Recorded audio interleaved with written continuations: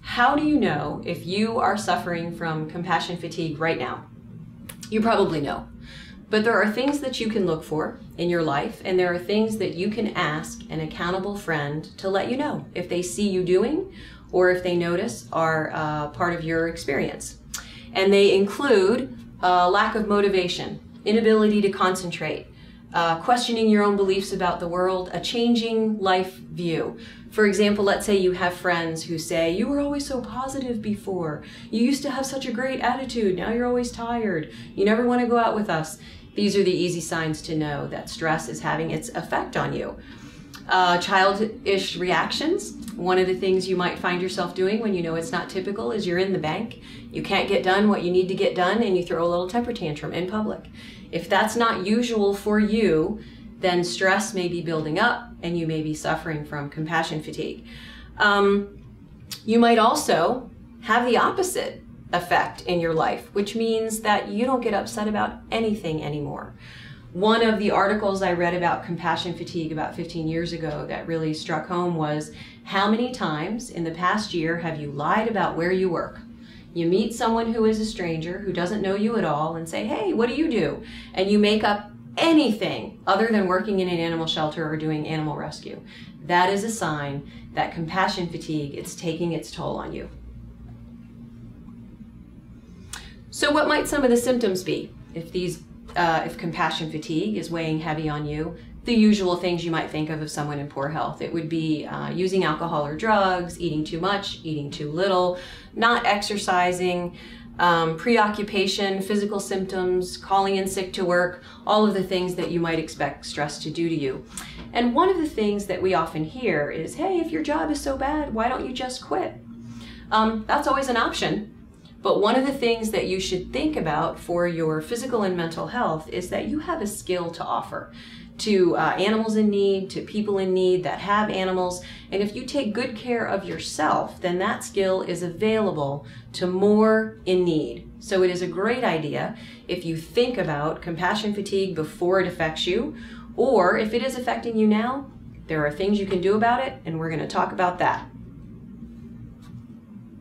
Compassion fatigue is not related to your gender. It's not related to your age. It's not even related to how long you've been doing rescue. Certainly, you can say people who have been in rescue longer are more likely to suffer from compassion fatigue, but they're also more likely to be managing it really well. So the people who have been doing this for a really long time might be just the right person to go to and ask them, how do they keep giving and doing the work that they love? So we're going to talk a little bit about stressors in your workplace. Whenever I ask people, what are the things about your job that you love the most? Pretty easy.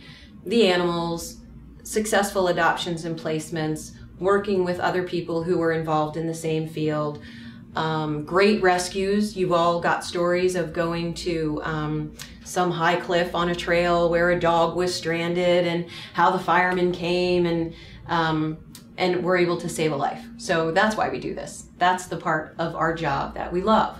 Reuniting someone with a lost pet, also very rewarding. Hardly anyone ever lists a stressor of this job to be the actual performance of euthanasia. What they tell me is it's the people who don't understand. It's the budgets who require it to be done so frequently. It is the people who come into the shelter and say, I love animals too much to work in the animal shelter. That is supposed to be the same thing as them saying thank you for what you do, but that's not what they said at all. What they said is they love animals more than you possibly can, or you would not be here. So you have to have strategies for handling those kinds of assaults on your ability to keep doing what you're doing.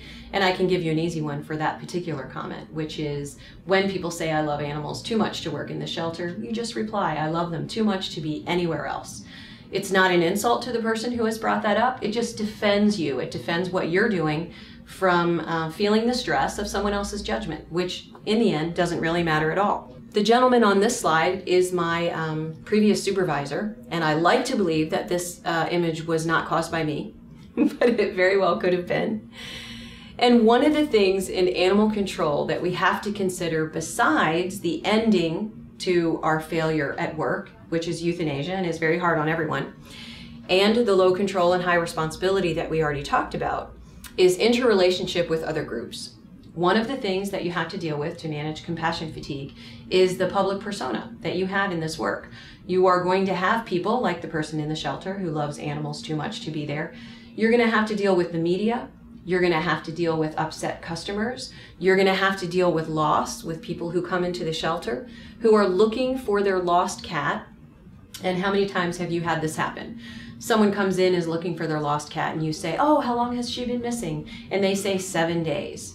You know at that moment that you hold cats for 5 days and either euthanize or place for adoption, and that turnover in your shelter is pretty high. So if the cat was friendly and healthy, the cat's already in its new happy home. If the cat was not friendly and healthy, the cat is probably already gone from this world. That is part of compassion fatigue, dealing with those questions where that person who just asked you that question has no idea the wealth of information that you have to offer in response to that, and they're actually not prepared for that moment. So what you need to do at that time is take them to look for their cat and work on the issue of what they can do next time, what may have happened to their cat. We are always on in education, and sometimes the news we have to give is bad. That's another one of those vicarious ways that we take on someone else's stress. What can you do about it? This is the good news, is compassion fatigue is something that we can recover from, that we can handle, and that we can even prevent.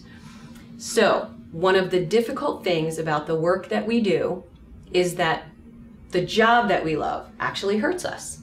So how do you justify that to people who don't understand? You know, why are you working in something that's damaging you? So you have to find ways to stay healthy and keep the work from hurting you so you can continue to help